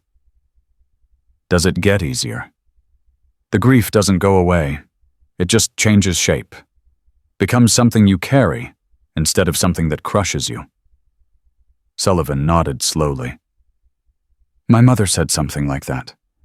After Dad died. I didn't understand it then. You were 14. You weren't supposed to understand. I'm 35 now, and I still don't. Give it time. Elena picked up her rifle again. You're just starting to learn. That weekend, Elena got 48 hours of liberty. She drove to Phoenix, to the small apartment where Lily was finishing her senior year. Her daughter was waiting on the steps. 17 years old, lean and strong, with Elena's eyes and Daniel's smile. Mom! Lily ran to her, hugged her tight, held on like she was afraid Elena might disappear. You look tired, Lily said. I'm always tired, baby. It's kind of my baseline. They went inside. Lily had cooked dinner. Pasta, salad, the kind of meal Daniel used to make, the kind that made Elena's chest ache with memory. Dutch called me, Lily said over dinner. Told me what happened. The assault, the trial, everything. Elena stiffened. Dutch talks too much. No, he talks exactly enough. Lily's voice was firm. Mom, why didn't you tell me about what was happening, about what they did to you? Because I didn't want you to worry. I'm going to be a naval officer, Mom. Worrying is part of the job description. Elena set down her fork, looked at her daughter. Really looked. When had she grown up? When had the little girl who used to cry when Daniel deployed become this young woman who spoke with such certainty? You're right, Elena said quietly. I should have told you. Yes. You should have. Lily's voice softened. Mom, I know you think you're protecting me by keeping things to yourself, but I'm not a kid anymore. I can handle the truth. I know you can. It's just hard to let go. Yes. Lily reached across the table, took her mother's hand. Dad used to say the same thing. Remember when I was 10 and wanted to learn to shoot? He kept saying I was too young, until you told him that I'd never learn if he didn't teach me. Elena smiled. I remember. He sulked for 3 days. But he taught me, and I learned, because you pushed him to let go. Lily squeezed her hand. Now it's your turn. They talked late into the night. About Daniel. About the missions Elena had never shared. About the weight of service and the price of silence. At 0200, Elena went to her old footlocker, the one she kept in Lily's closet, the one that held the things too precious to leave on base. She pulled out something wrapped in cloth, Daniel's challenge coin. Devgru Trident, his name inscribed on the back. Your father gave this to me the day he deployed to Syria. He said it was his promise that he'd come home. Lily's eyes filled with tears. He didn't come home, but the promise lives on, in me, in you. Elena pressed the coin into her daughter's palm. Take it, carry it. Let it remind you why we serve. Lily held the coin like it was made of glass. Mom, I can't. This is Dad's. And now it's yours, because the mission continues, not through me anymore. Through you, through every person you lead, every soldier you inspire, every life you protect. Lily threw her arms around her mother. I love you, Mom. I love you too, baby girl. More than anything in this world. 3 weeks later, Sullivan's unit shipped out. Elena was at the airfield, not required to be there, but she came anyway. Sullivan found her as his team boarded. Chief, thank you for coming. Bring them home, Captain. All of them. I will. He hesitated. Chief, when I get back, if I get back, I'd like to buy you a drink, hear more about my father, if you're willing. I'm willing, but you're buying. Deal. He turned to board, stopped. Chief, what my father said about being better than him, I think I finally understand what he meant. What's that? He didn't mean better at fighting, better at killing. Sullivan's voice was steady now. Clear. He meant better at everything else. Better at mercy. Better at leading. Better at knowing when not to fight. Elena nodded slowly. He'd be proud of you for figuring that out. I hope so. He boarded the plane. The ramp closed. The aircraft lifted off into the Arizona sky. Elena watched until it disappeared. That night she called Lily. "Hey, baby." "Mom, how did it go?" "Sullivan's deployment. He shipped out this morning. He's changed, Lily, really changed. Because of you. Because of himself. I just pointed him in a direction. He did the walking." Lily was quiet for a moment. "Mom, I've been thinking about something. About what you said. About the mission continuing through me." "What about it?" "I don't want to be Dev Gru. I don't want to do what you did." Elena felt something tighten in her chest.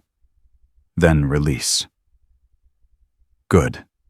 I never wanted you to. But I want to serve. I want to lead. I want to be the kind of officer who brings people home." "Then that's exactly what you should do." "You're not disappointed." "Disappointed," Elena laughed, softly. "Lily, the whole reason I did what I did was so you would have choices, so you could decide your own path, not follow mine. Dad would have wanted me to be a SEAL. No. Your dad would have wanted you to be happy, to be fulfilled, to be the best version of yourself, whatever that looks like." Lily sniffled. "I miss him, Mom." "I know, baby. I miss him too, every day." "Does it ever stop hurting?" Elena thought about it, about the grief that had nearly destroyed her, about the slow, painful process of learning to carry it instead of being crushed by it. "No," she said honestly. "It doesn't stop hurting, but it changes. Becomes something you can live with instead of something that kills you." "That's what you told Sullivan, isn't it?" "Yeah, it is." "Did you believe it when you said it?" Elena smiled. "I'm starting to." 6 months passed. Elena's quarters were mostly packed. Her 18 months were almost complete. 2 more weeks, then terminal leave. Then civilian life. A small diving school in the Florida Keys. Lily visiting on holidays. A house near the water, where the only explosions were waves breaking on the shore. Peace. If such a thing existed for people like her. She was folding uniforms when the email arrived. From CPT Derek Sullivan. Subject promised update. Chief Vance. 6 months in Afghanistan. My team is intact, all present, all accounted for. We had contact last week. Ambush, bad terrain, outnumbered 3 to 1. I remembered what you said, what my father would have wanted. I got my people out, every single one. We're rotating home next month. That drink's still on the table, Sullivan PS. They've started calling me Ghost Jr. around here. Not sure if that's a compliment or an insult. Figured you'd know. Elena smiled, typed a reply. Captain Sullivan. It's a compliment. Trust me, drink's on you. Don't forget. Ghost Sr. Another email, this one from Webb. Chief, finished my rotation with your technical team. Learned more in 6 months than 4 years of training. Requesting assignment to Naval Special Warfare Liaison. Want to keep working with professionals. Thank you. For everything. Respectfully, 1LT Marcus Webb. She replied, request approved. You'll do fine. A knock on her door. Elena opened it. Dutch stood in the hallway, holding a bottle of whiskey and 2 glasses. Heard you're leaving soon? 2 weeks. Figured we should celebrate, or mourn, depending on your perspective. She stepped aside. Let him in. They sat at her desk. Dutch poured 2 fingers each. They drank in silence. 23 years, Dutch said finally. That's a hell of a run. Feels like 100. Feels like yesterday to me. He swirled his whiskey. I remember the first time I saw you. This scrawny kid showing up to buds. All the instructors made bets on how long you'd last. What did you bet? I didn't bet. He smiled. I knew. Knew what? That you'd make it. That you'd be one of the best I ever trained. He paused. I was right. Elena looked at her glass, at the amber liquid catching the light. I killed 203 people, Dutch. 203 human beings who woke up one morning not knowing it was their last. They were enemies. They would have killed Americans if you hadn't stopped them. I know, but sometimes... She trailed off. Sometimes you wonder if it was worth it. Yeah. Dutch set down his glass, looked at her with eyes that had seen everything she had seen, and more. Elena, let me tell you something I've never told anyone. She waited. I've got 47 notches in my own book. 47 men I killed in Vietnam, in Grenada, in Panama, in Desert Storm. 47 faces I see when I close my eyes. He leaned forward. And I would do it all again, every single one. Because every single one was necessary. Every single one saved American lives. Every single one was a choice between them and us. His voice hardened. The people you killed were trying to kill us. They made their choice. You made yours. Don't apologize for surviving. Don't apologize for being good at your job. Elena met his eyes. Is that how you live with it? That's how I started living with it. How I kept living with it was different. How I trained people like you. People who would carry the mission forward. People who would do what I did but better, smarter, with fewer ghosts. He finished his whiskey. That's what you're doing now, Elena, with Sullivan, with Webb, with every person you've touched since you got here. You're passing it on, making sure it meant something. And if it didn't mean something, it did. Dutch's voice was absolute. I promise you, it did. They sat in silence for a long time. Finally, Elena spoke. Thank you, Dutch, for everything. Don't thank me yet. He stood, walked to the door, stopped. You've got 2 more weeks. Don't waste them. What's that supposed to mean? It means there's still work to do, still people who need what you know. He smiled. Rest when you're dead, Master Chief. Until then, keep teaching. He left. Elena sat alone with her whiskey and her ghosts, and the slowly dawning realization that Dutch was right. The war wasn't over. It was just changing. And she still had a role to play. The retirement ceremony was scheduled for 1400 hours on a Thursday. Elena stood in front of her mirror. Service dress blues, every ribbon in place, every crease perfect. The uniform she had worn for 23 years. The uniform that had defined her, protected her, nearly killed her. Today would be the last time she ever wore it. She looked at herself, really looked. 38 years old, lines around her eyes that hadn't been there 10 years ago, gray streaks in her hair that she had stopped dyeing, scars on her hands that told stories she could never share. Who are you going to be now? She whispered to her reflection. The reflection didn't answer. A knock on the door. Come in. Lily entered. Naval Academy summer whites. Plebe year starting in 3 months. Her daughter. Her legacy. Her reason for surviving.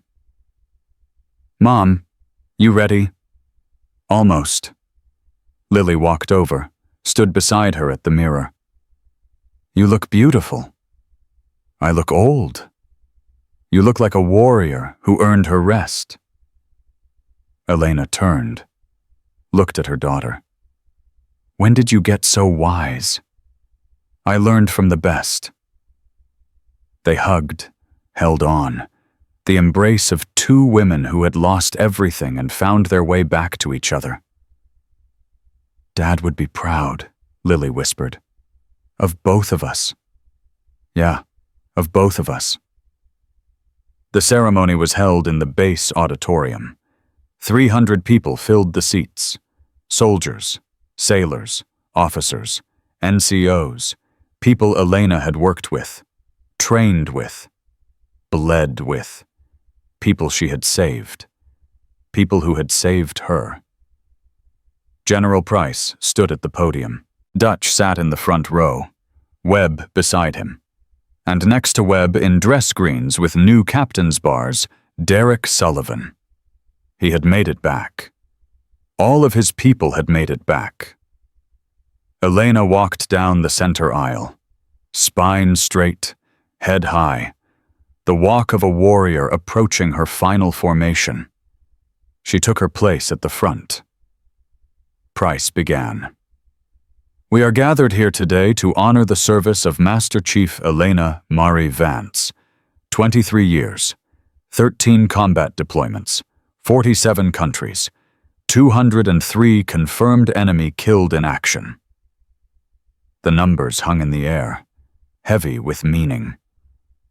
But numbers don't tell the whole story.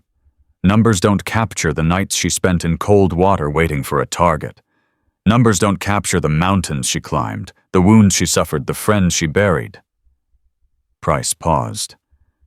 Numbers don't capture the woman. She stepped aside. "Command Sergeant Major Holland has requested to speak." Dutch rose, walked to the podium, his prosthetic leg clicking softly on the floor. 42 years of service in every step. "I first met Elena Vance in 2001. She was 18 years old, scared, exhausted, covered in mud and salt water and the particular stink of someone who hadn't quit yet." Soft laughter from the audience. "I was an instructor at Bud's. My job was to break people, find out who had what it took and who didn't." He looked at Elena. She had what it took. From day one, I knew it, even when she didn't. His voice roughened. 22 years later, I'm standing here watching her retire. And I want to tell you something that isn't in any file, isn't in any citation, isn't in any official record. He paused. In 2009, in a village outside Kandahar, my team got ambushed. IED took my leg, took 2 of my men, left me bleeding out in a ditch with enemies closing in. The auditorium was silent. Elena Vance was on overwatch, 800 meters away. She saw what happened. She could have stayed in position, could have provided cover fire, could have done her job by the book. He shook his head. She didn't. She abandoned her position, ran 800 meters through enemy fire, dragged my sorry ass to cover, applied the tourniquet that saved my life, then picked up her rifle and killed 11 enemy fighters who were trying to finish us off. His voice cracked. I'm standing here today because of her. My grandchildren exist because of her. Everything I've done in the last 15 years is because Elena Vance decided that the book wasn't good enough, that her people mattered more than protocol. He turned to face her directly. Master Chief Elena Vance, you are the finest warrior I have ever known. It has been the honor of my life to serve alongside you. He saluted. Elena returned it, tears streaming down both their faces. Price returned to the podium. We have several presentations to make. First, the Navy Cross. A murmur rippled through the audience. The Navy Cross, second only to the Medal of Honor. This award was recommended in 2019, approved last month, for actions in Syria that remain classified. She read from the citation. Master Chief Vance, while under intense enemy fire, and despite severe injuries, single-handedly extracted 3 wounded team members from a compromised position, neutralizing multiple enemy combatants in the process. Her actions saved the lives of her teammates and upheld the highest traditions of the naval service. Price pinned the medal on Elena's chest. The audience applauded. But Elena wasn't looking at them. She was looking at the empty chair in the front row, the one with the folded flag on it, the one reserved for Daniel. "I wish you were here, baby," she whispered. The ceremony continued. More awards, more citations. A flag presented in a wooden case. The ritual of military retirement playing out as it had for generations. Finally, Price spoke again. "Before we conclude, Captain Sullivan has requested to say a few words." Sullivan rose, walked to the podium, stood at attention. "6 months ago, I did something unforgivable. I assaulted Master Chief Vance. I lied about it. I tried to destroy her career." The audience shifted uncomfortably. "She could have destroyed me. Should have, probably. But she didn't." His voice was steady, clear. "Instead, she told me the truth. About my father. About what happened 20 years ago on a mountain in Afghanistan. About the message he wanted me to hear." He looked at Elena. "My father died in her arms. She was 18 years old. She carried him through enemy fire. She held his hand while he bled out. And she's carried his last words for 20 years waiting for the chance to deliver them." Sullivan's voice broke. He said, "Tell my son I loved him. Tell him I'm proud of him. Tell him to be better than me." Tears were flowing openly now, throughout the auditorium. "I spent 20 years being angry at everyone who wasn't my father, including the woman who tried to save him, including the woman who showed me more mercy than I deserved." He straightened. "Master Chief Vance, I owe you an apology that words can't cover, but I want you to know something." He paused. "I deployed, I led, I brought all my people home, every single one."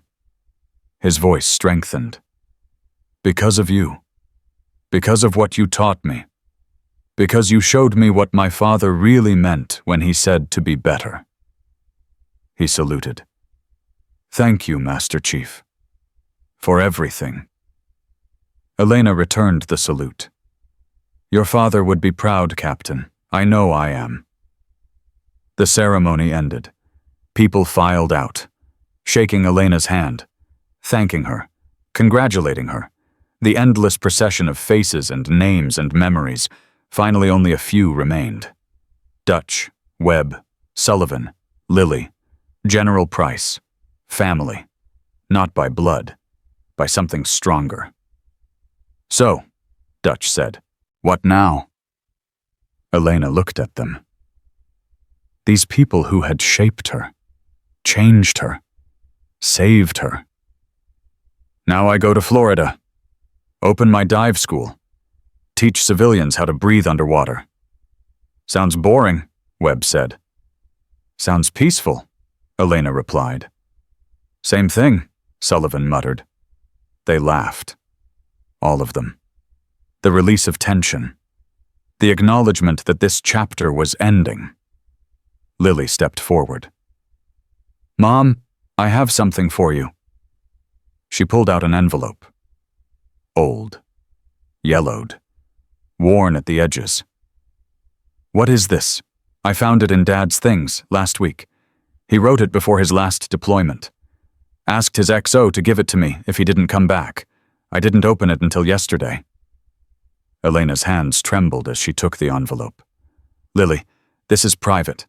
Between you and your father." "Read it, Mom. Please." Elena opened the envelope, unfolded the letter. Daniel's handwriting. Familiar as her own heartbeat. "My darling Elena, if you're reading this, I didn't make it home. I'm sorry. I promised I would, and I broke that promise. But I need you to know something. You are the strongest person I've ever known. Stronger than me. Stronger than anyone. And I know that right now you're thinking about following me. About giving up. About letting the darkness win. Don't. Don't you dare. You have a daughter who needs you, a country that needs you, a world that's better because you're in it. I fell in love with you because you never quit. Never. Not in training. Not in combat. Not when everyone said you couldn't do what you did. Don't quit now. Live, Elena. Not just survive. Live. Find joy. Find peace. Find someone to share it with if you can. And when Lily graduates from the academy, because I know she will tell her that her father loved her more than life itself. Tell her I'm proud of whoever she becomes. Tell her to be better than both of us. I love you. I always will, across this life and whatever comes next. Yours forever. Daniel. Elena couldn't breathe. The letter shook in her hands. 20 years of grief. 20 years of survival. 20 years of carrying on because that's what warriors did. And here was Daniel, reaching across death itself, telling her it was okay, telling her to live. Mom. Elena looked up. Lily was crying. They all were. He knew, Elena whispered. He knew I'd need this. Someday. He always knew what you needed, Lily said. That's why he was your person. Elena folded the letter, pressed it to her heart. Thank you, baby, for waiting until I was ready. I didn't know I was waiting, until I read it, and then I understood. They embraced again. This time something was different. This time Elena felt the grief shift, change shape, become something she could carry instead of something that crushed her. Daniel was gone, but his love remained, and that was enough. 3 months later, Elena stood on the dock of Vance Dive School. Crystal blue water, white sand, the smell of salt and freedom.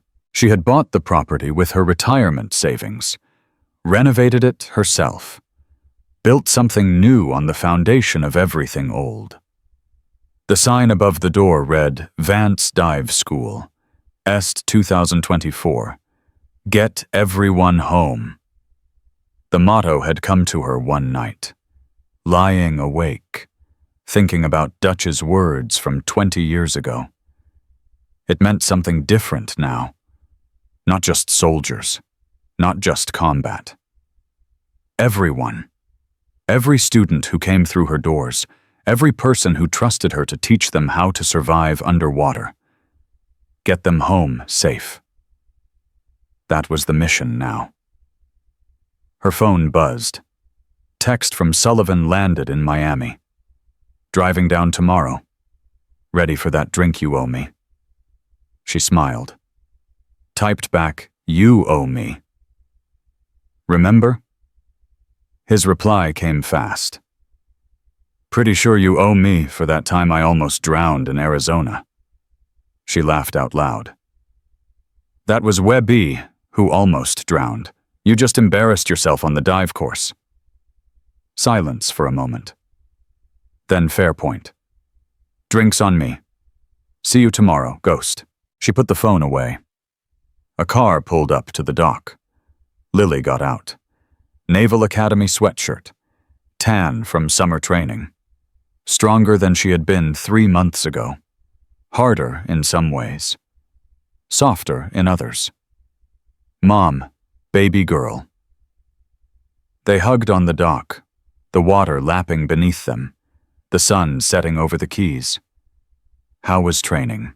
Hard, exhausting. Everything they said it would be. Lily grinned. I loved every minute. That's my girl. They walked toward the house. Elena's house now. Small, simple, perfect. Mom, I need to tell you something. Elena stopped, turned. What is it? I met someone. At the academy. His name is Michael.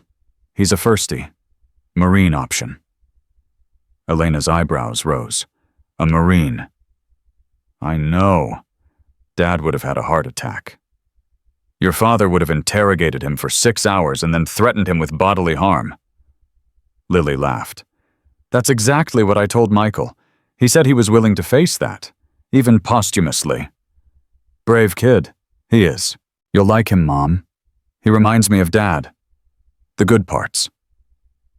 Elena felt something shift in her chest. Pride. Fear. The complicated cocktail of a mother watching her child grow up. Bring him down here sometime. I'll teach him to dive. He already knows how to dive. Then I'll teach him to dive better. Lily hugged her again. I love you, Mom. I love you too, baby. More than you'll ever know. The next morning, Sullivan arrived. He looked different. The anger that had defined him was gone, replaced by something quieter, more settled, the look of a man who had finally made peace with his ghosts. Chief? I'm retired Sullivan. Call me Elena. Elena, he smiled. That's going to take some getting used to. You've got time. They walked to the dock, sat on the edge, feet dangling over the water. So, Sullivan said, this is it. The dream retirement. Something like that. It suits you. The peace, the quiet. Elena looked at him. Does it? Yeah, it does. And he paused. You look happy. For the first time since I met you. I'm getting there. They sat in silence for a while, watching the boats in the harbor, listening to the gulls. I'm getting out, Sullivan said finally. Elena turned, surprised. What? End of my contract, 6 months. I'm not re-enlisting. Why? Because I've done what I needed to do, proved what I needed to prove. He looked at her. My father spent his whole life in uniform, died in uniform. I thought that's what I had to do too. Be him, complete him. And now I know that's not what he wanted. He wanted me to live my own life, make my own choices, be better, not be him. Elena nodded slowly. What will you do? Don't know yet. Maybe something with veterans, counseling, support. Help other people who are carrying what I was carrying. That's important work. It's work that needs doing. He paused. I learned that from you. I didn't teach you anything, Sullivan. You taught yourself. Maybe, but you showed me it was possible. He smiled. That's teaching, isn't it? Before Elena could answer, another car pulled up. Webb got out. Civilian clothes. No uniform. The look of a man on leave. Chief Sullivan, am I late? For what? Elena asked. Dutch said there was a reunion, some kind of gathering. Elena frowned. Dutch said what? More cars arrived, one after another. Dutch emerged from the first, General Price from the second. A dozen more faces Elena recognized. Operators, officers, people she had served with across 20 years and 47 countries. What is this? Elena demanded. Dutch grinned. Consider it a retirement party. The real one, not that formal nonsense on base. You planned this. We all did. Seemed wrong to let you fade away without a proper send-off. They gathered on the beach behind Elena's house. 50 people at least. Some she knew well, some she barely remembered, all connected by the invisible threads of shared service. Someone had brought food. Someone else had brought drinks. Music played from a speaker someone had set up. It was perfect. Elena stood at the center of it all, overwhelmed, grateful, humbled. You people are insane, she said. We learned from you, Dutch replied. The party lasted until sunset. Stories were told, memories shared, lies exaggerated into legends, the ritual of warriors honoring one of their own. As the sun touched the horizon, Price raised her glass. To Master Chief Elena Vance, 23 years of service, 203 enemies who underestimated her, and one hell of a retirement. To Elena, the crowd echoed. Elena raised her own glass. To everyone who didn't make it home, to everyone who's still out there fighting, and to everyone who helped me become who I am. She paused. To family. To family. They drank. As the crowd dispersed, Dutch found Elena standing alone at the water's edge. "Quite a day," he said. "Quite a life. Any regrets?" Elena thought about it. The kills, the wounds, the friends buried, the husband lost, the daughter raised alone. "No," she said finally. "Not one." "Good." Dutch handed her something, a small box. "Last gift. From me." She opened it. Inside was a new challenge coin, custom made.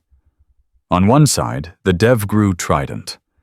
On the other, 3 words, "Get everyone home." Dutch. You earned it, every word. They stood together as the last light faded. 2 warriors. 2 friends. 2 people who had seen too much and somehow found their way back to hope. "What happens now?" Dutch asked.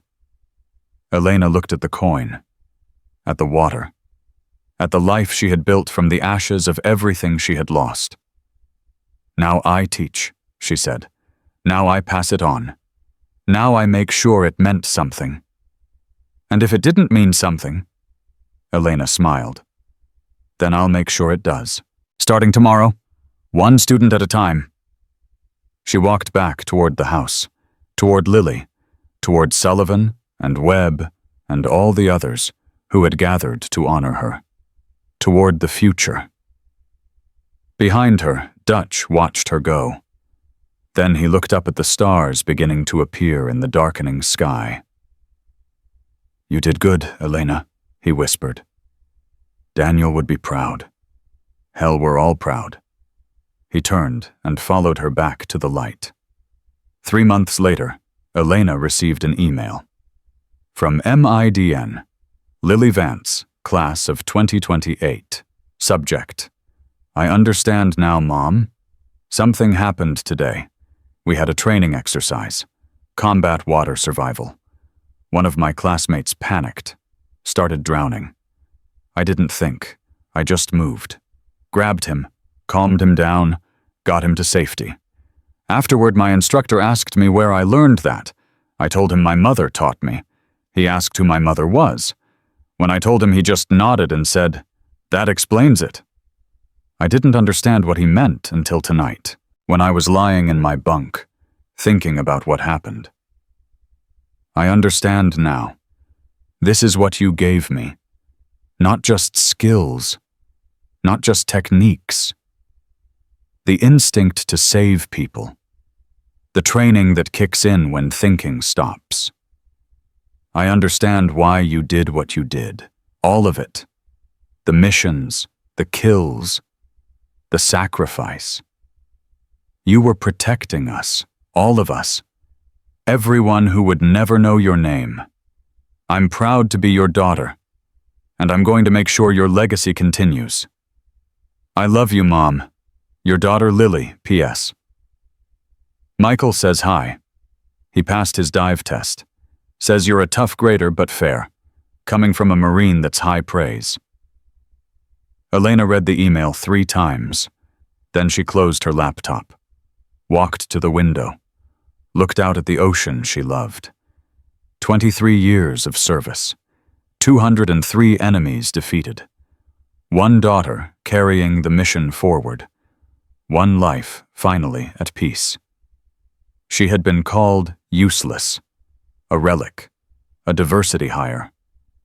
They had been wrong. She wasn't useless. She was necessary. Every mission, every sacrifice, every ghost she carried.